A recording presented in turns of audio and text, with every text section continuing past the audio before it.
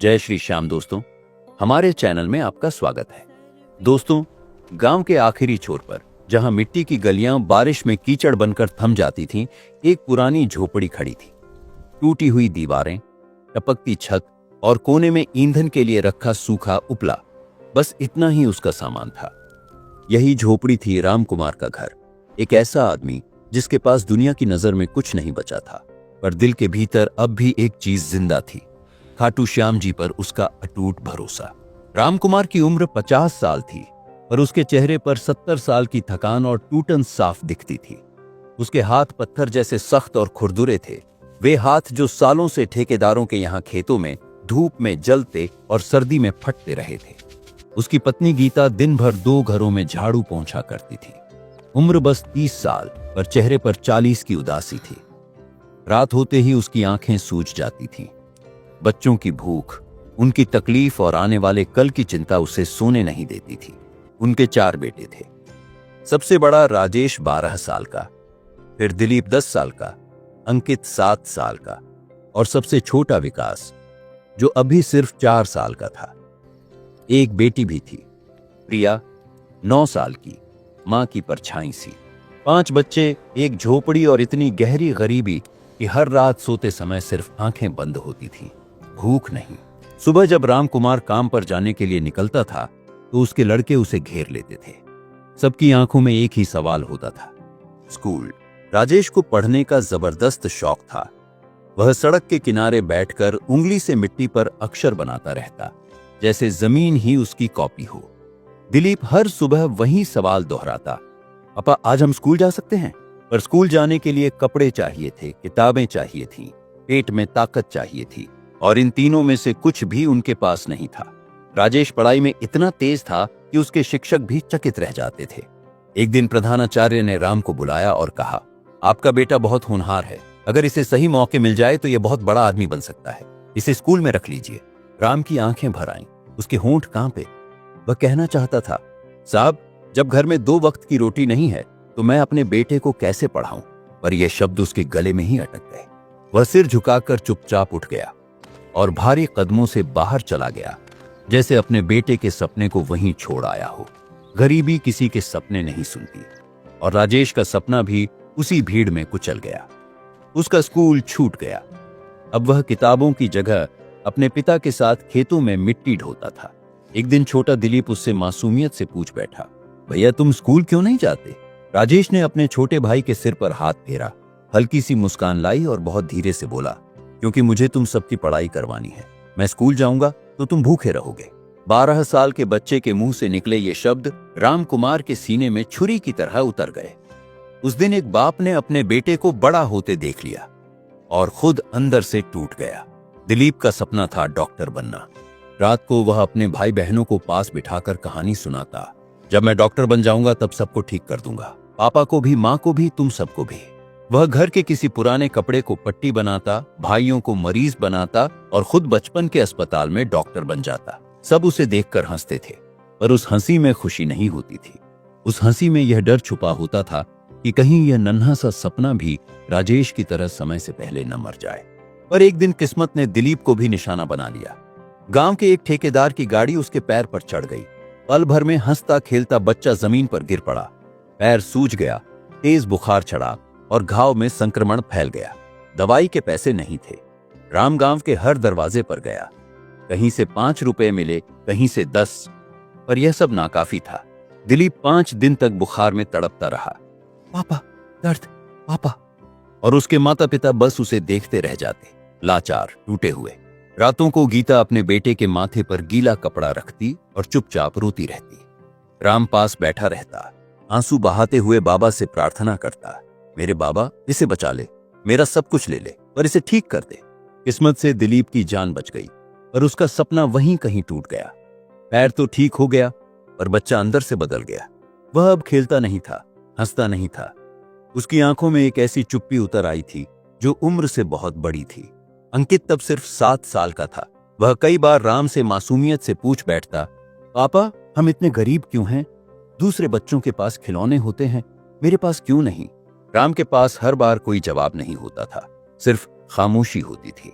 और सबसे छोटा विकास, वह अभी इतना छोटा था कि गरीबी का मतलब नहीं जानता था। वह बस भूख जानता था। दिन में 2 बार खाना मिले तो वह खुश हो जाता, वरना रात भर रो रो कर गीता को सोने नहीं देता था।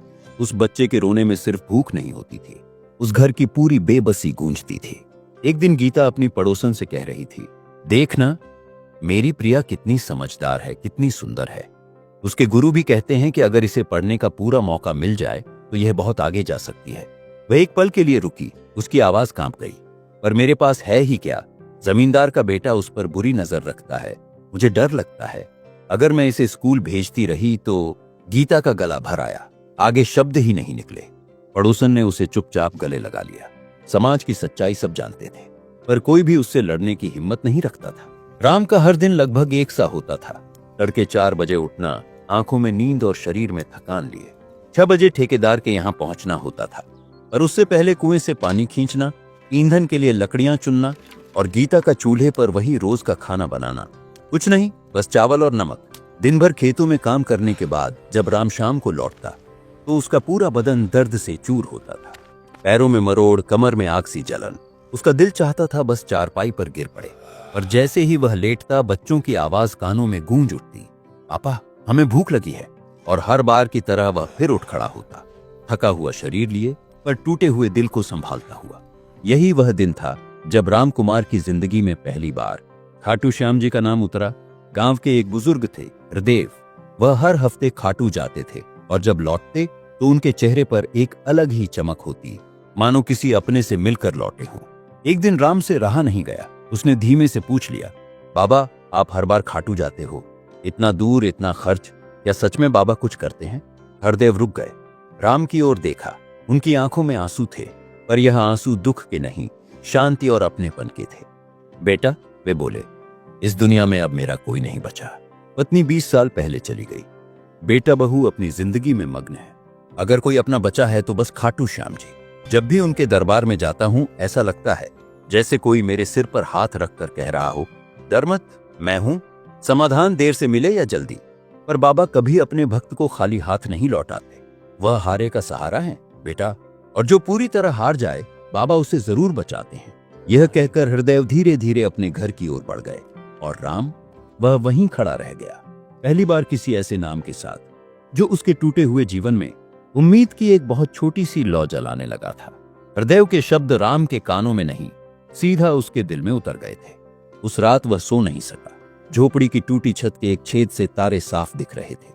राम पीठ के बल लेटा उन्हें देख रहा था, कभी उन तारों को, कभी गीता को जो थकी हुई विकास को गोद में सुलाने की आखिरी कोशिश कर रही थी, और कभी अपने बेटों को जो भूख से बेचैन होकर करवटें बदल रहे थे। उसके मन में सवालों का तूफान उठ रहा था। क्या सचमुच कोई है जो इस अंधेरे को देख सकता है? क्या सचमुच कोई है जो एक गरीब आदमी की भी सुन सकता है? या फिर ये सब बस कहानियां हैं, दिल बहलाने के लिए बनाई गई? उसकी आंखों से चुपचाप आंसू बहते रहे, बिना किसी आवाज के। एक आदमी पहली बार अपनी पूरी जिंदगी पर सवाल उठा रहा था। अगली सुबह जब गीता और बच्चे गहरी थकान में सोए हुए थे, राम दबे पांव उठा। उसने जेब में हाथ डाला और अपना आखिरी 50 रुपया निकाला। उसे अपनी हथेली पर रखकर देर तक देखता रहा। यही पैसा घर का सहारा था। इसी से आज शायद बच्चों को पेट भर खाना मिल सकता था। पर फिर भी राम उसी 50 रुपए को मुट्ठी में भींचकर खाटू श्याम की ओर चल पड़ा। सड़क पर उसके पैर कांप रहे थे। हर कदम पर उसे अपने बच्चों की भूखी सूरतें दिख रही थीं। मन बार बार कह रहा था, वापस लौट जा, घर चल, बच्चों को पहले खाना खिला। पर कोई अनदेखी शक्ति उसे आगे ही आगे खींचे जा रही थी। दिल में डर भी था और एक अजीब सी उम्मीद भी, जैसे मौत के अंधेरे में कहीं बहुत दूर एक दिया जल रहा हो। राम को लग रहा था शायद यह आखिरी रास्ता है, और अगर यह रास्ता भी बंद हो गया तो उसके पास कुछ भी नहीं बचेगा सिवाय हार के। 2 दिन का रास्ता था। पहली रात राम ने एक पड़ाव पर खुले आसमान के नीचे काटी, चुपचाप, बिना खाना खाए, बिना ठीक से सोए। दूसरे दिन दोपहर तक वह खाटू पहुंच गया। खाटू की गली में कदम रखते ही उसे कुछ अलग सा महसूस हुआ। हवा में भक्ति घुली थी। हर तरफ जय श्याम बाबा की पताकाएं लहरा रही थी। मंदिर के दरवाजे पर अपार भीड़ थी। मंदिर के सामने पहुंचते ही राम के पैर अपने आप कांपने लगे। उसका शरीर थरथराने लगा, जैसे इतने दिनों का दबा हुआ दर्द अब बाहर निकलने को छटपटा रहा हो। वह धीरे धीरे आगे बढ़ा और पहली बार बाबा के दरबार के सामने घुटनों के बल गिर पड़ा। उसकी आंखें सूखी थीं, रोने के लिए भी आंसू नहीं बचे थे। उसने बस दोनों हाथ जोड़ दिए, सिर इतना झुका लिया कि जमीन छू गई, और फिर उसके अंदर से एक दहाड़ सी निकल पड़ी, जो किसी आवाज से नहीं, सीधे आत्मा से उठी थी। बाबा। उसकी आवाज कांप रही थी, टूट रही थी। मैं आपको ठीक से जानता भी नहीं, ना मैं कोई बड़ा आदमी हूं, ना कोई बड़ा भक्त। मैं तो बस एक हारा हुआ बाप हूं, जिसके पास कुछ भी नहीं बचा है। पर बाबा, मेरे बच्चों को देख लो, मेरी पत्नी को देख लो, ये सब निर्दोष हैं। इन्होंने तो कोई गुनाह नहीं किया, फिर इन्हें इतना दर्द क्यों मिल रहा है? बाबा, अगर तुम सच में हारे का सहारा हो तो बस एक बार इनका दर्द थोड़ा सा कम कर दो। मेरी सारी तकलीफ ले लो, मेरी सारी गरीबी ले लो, मैं और ज्यादा मेहनत कर लूंगा। पर इन बच्चों की आंखों में जो डर है वो मुझसे और नहीं देखा जाता बाबा। इनका दर्द मेरा सीना चीर देता है। मंदिर में हजारों लोग थे, पर उस पल राम को लगा जैसे उस दरबार में सिर्फ वही खड़ा है और सीधे उसकी पुकार सुनी जा रही है। उस दिन मंदिर में अपार भीड़ थी, पर राम को किसी की परवाह नहीं थी। वह घंटों वहीं बैठा रहा, कभी आंखें बंद किए, कभी बाबा को देखते हुए। जब वह वापस गांव की राह पर चला तो उसके मन में एक अजीब सी शांति थी। ऐसा लग रहा था जैसे किसी ने उसके सीने से बरसों का बोझ थोड़ा सा उठा लिया हो। उसके कदम पहले से तेज थे और दिल पहले से हल्का, पर जिंदगी ने उसे ज्यादा देर सांस लेने की मोहलत नहीं दी। अगले ही हफ्ते राम के सबसे बड़े बेटे राजेश को तेज बुखार चढ़ गया, इतना तेज कि जैसे थर्मामीटर की सुई भी डर जाए। दिन बीतते गए, बुखार घटने की जगह और बढ़ता चला गया। राजेश की आंखें अंदर धंस गईं, होंठ फट गए और शरीर सूख कर कांटा हो गया। गांव के वैद्य ने देखते ही सिर हिला दिया। लड़के को शहर ले जाओ, उसने कहा। मामला बहुत गंभीर है, मुझे शक है ये टाइफाइड है। अब देर करना खतरे से खाली नहीं। राम का दिल जैसे सीधे सीने से नीचे गिर पड़ा, वह टूट गया। वह गांव के हर दरवाजे पर गया, घंटों तक खटखटाता रहा। कहीं से 5 रुपए, कहीं से 10 रुपए, पर ज्यादातर जगह उसके हिस्से में सिर्फ सवाल आए। जमानत क्या है? मेरे पास भी कुछ नहीं है राम। इतने बच्चों को पाल नहीं सकते तो पैदा ही क्यों किए थे? शब्द तीर बनकर उसे बार बार घायल करते रहे, पर कुछ हाथ ऐसे भी थे जो बिना सवाल के आगे बढ़े। राजेश के शिक्षक ने 50 रुपए उसके हाथ में रखे और प्रधानाचार्य ने चुपचाप 100 रुपए दे दिए। कुल मिलाकर 100-150 रुपए ही जुट पाए। दवाई के लिए ये बहुत कम थे, पर इस वक्त राम के पास यही उसकी पूरी दुनिया थी। राम राजेश को लेकर शहर पहुंचा।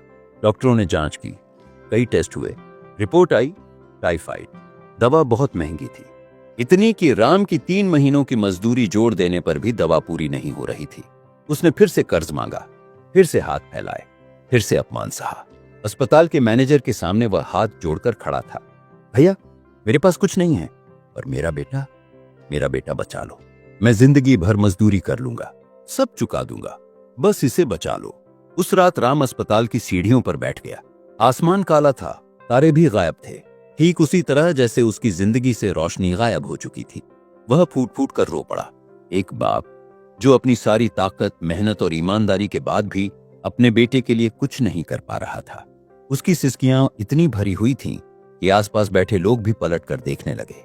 तभी पास बैठा एक बूढ़ा आदमी उसके पास आया। आवाज में दर्द था। बेटा, क्या हुआ? राम भीतर से पूरा टूट गया। उसने अपनी पूरी जिंदगी उस आदमी के सामने खोल दी। गरीबी, भूख, पत्नी, बच्चे। बुजुर्ग चुपचाप सुनता रहा, फिर बोला, बेटा, तू खाटू श्याम जी को जानता है? राम चौंक गया। हाँ, जानता हूं, पर बाबा मेरी सुनते ही नहीं। बुजुर्ग ने धीमे से कहा, बाबा हारे का सहारा है बेटा। जो पूरी तरह हार जाता है, बाबा उसका हाथ जरूर पकड़ते हैं। यह मैं नहीं कहता, हजारों टूटे हुए लोगों की कहानी कहती है। उसी रात राम अपने बेटे के पास बैठा।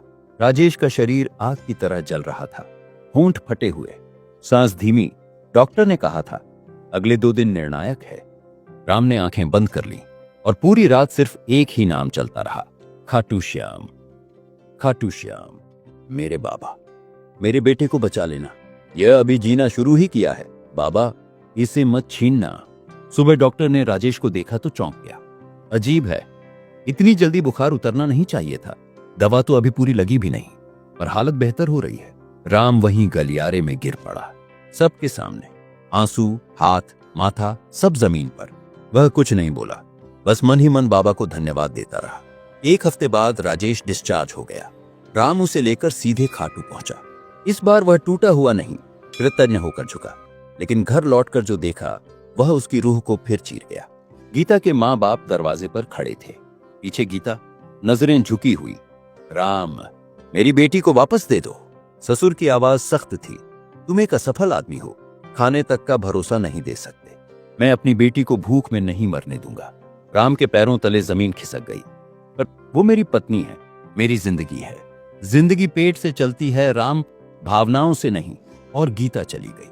पीछे मुड़कर एक बार भी नहीं बोली, बस आंखों में भरा हुआ समंदर लेकर चली गई। घर श्मशान बन गया। पापा, माँ कहाँ है? राजेश ने कांपती आवाज में पूछा। राम के पास शब्द नहीं थे। वह बस दीवार की ओर देखता रहा, खामोश, खाली। और उसी रात बारिश, बिजली, अंधेरा। राम ने अपने सब बेटों को पास बुलाया। चलो, अब हम खाटू जाएंगे। पापा, घर कौन देखेगा? घर अब हमारा नहीं रहा, अब सिर्फ बाबा हैं। और अगर बाबा हैं तो सब कुछ है। 5 बच्चे, एक बाप, और पैदल खाटू की यात्रा। रास्ते में भूख, ठंड, बीमारी। एक रात पेड़ के नीचे एक बच्चा कांपता रहा।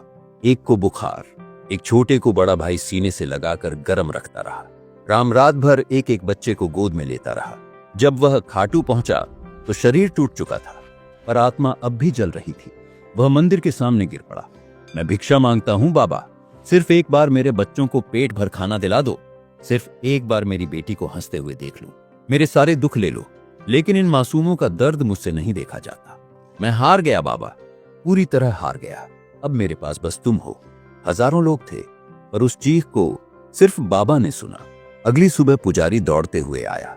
उसने राम से कहा, एक व्यापारी आया था, महेश नाम है उसका, कहता है उसे सपना आया।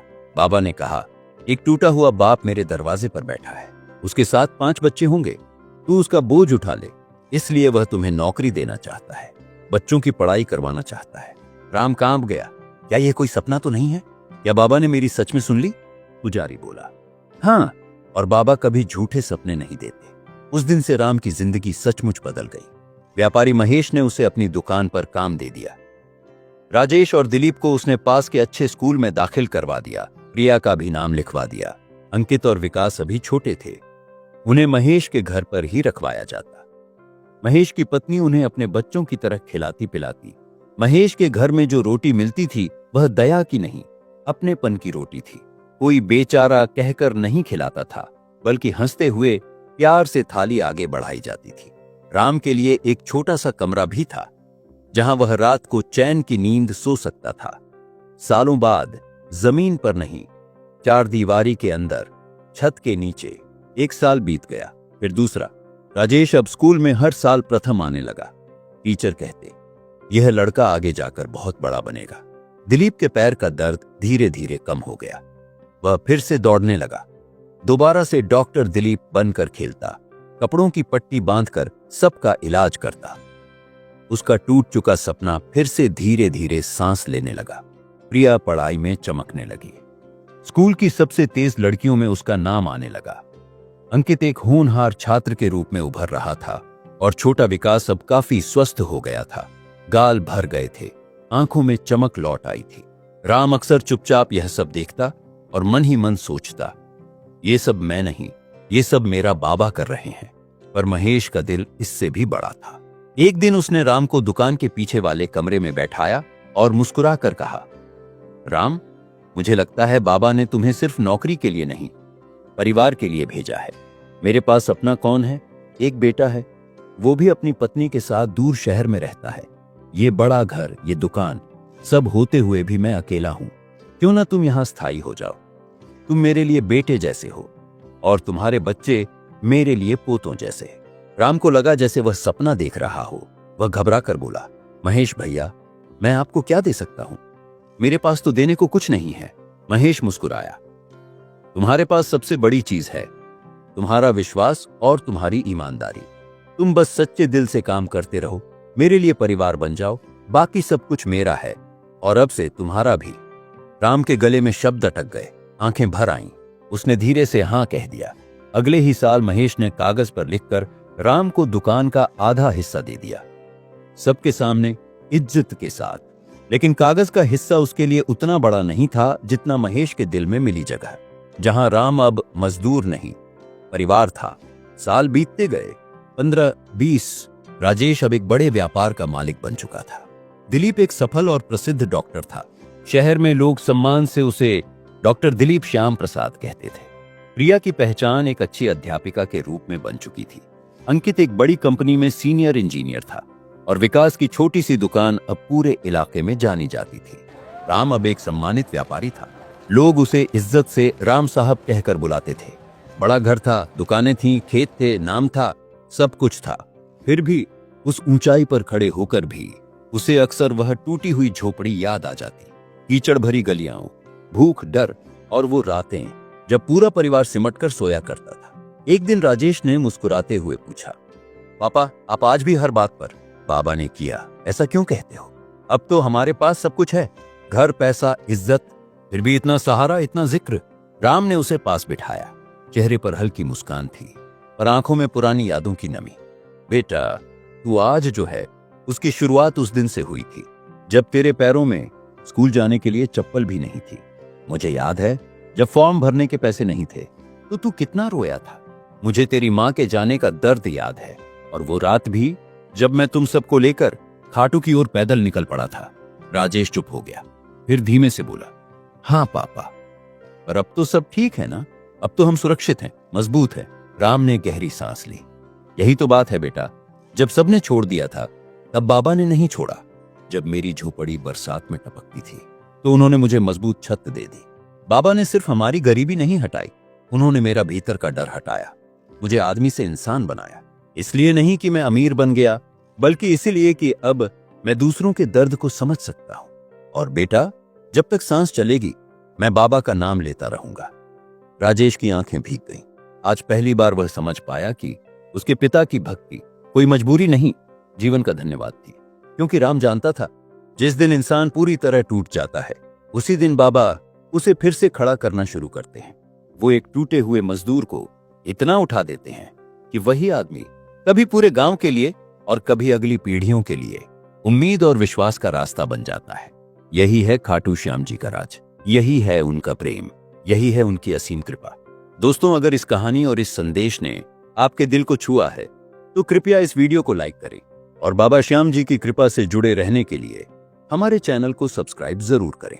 कमेंट में जय श्री श्याम जरूर लिखिए, क्योंकि कहा जाता है बाबा का नाम लेने से ही बंद रास्ते भी खुलने लगते हैं। जय श्री श्याम।